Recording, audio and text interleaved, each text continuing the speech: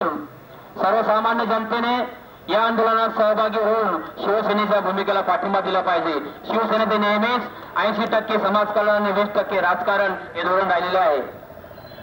युती शासनाच्या काळात शिवसेनेने 5 जीवनावश्यक वस्तूंचे भाव स्थिर ठेवले होते, पण या सरकारने 5 तर सोडा एकाही वस्तूचा भाव स्थिर ठेवलेला नाही आणि त्याचा परिणाम म्हणजे आज आपण वाढत असलेली महागाई पाहतात।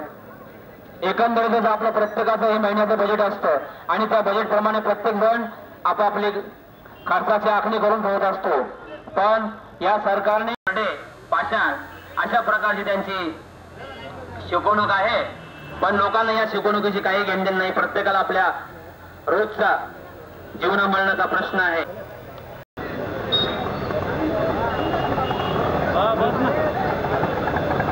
कागदोपत्री शेतकऱ्यांसाठी कर्जमुक्तीचं धोरण ठेवलेलं आहे, पण बँकांना तसे कोणतेही आदेश दिलेले नाही।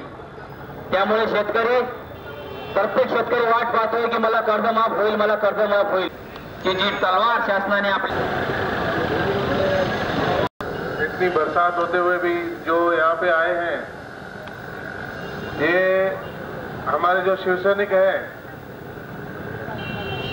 यहाँ शिवसेना के पीछे रहे और शिवसेना के साथ में रहे।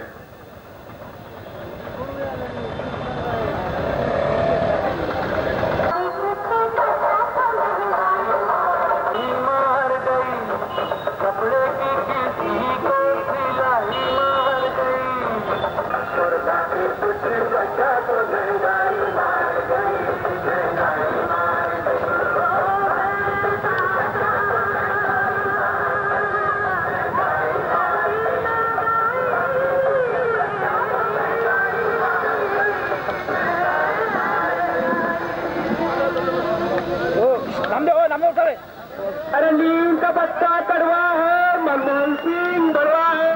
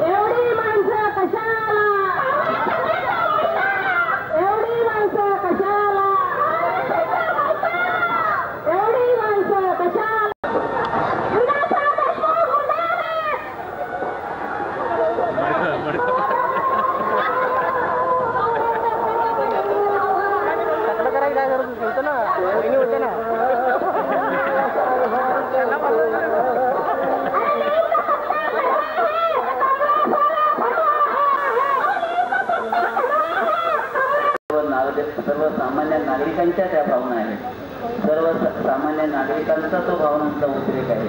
सर्वसामान्य नागरिकांच्या या संतप्त भावना आहेत आणि या निवेदनाच्या माध्यमातून आपल्या सर्वांच्या भावना तहसीलदार महोदयांमार्फत आपण शासनापर्यंत पोहोचवणार आहोत। या ठिकाणी कार्यकर्ते, पदाधिकारी आणि शिष्टमंडळ तहसीलदारांना भेटण्यासाठी जाईल, त्यांना निवेदन देईल आणि त्यानंतर आजचा हा धरणे कार्यक्रम या ठिकाणी समाप्त होईल। पुन्हा एकदा आपण धरणे कार्यक्रमामध्ये सहभागी झाल्याबद्दल, या सामाजिक प्रश्नासाठी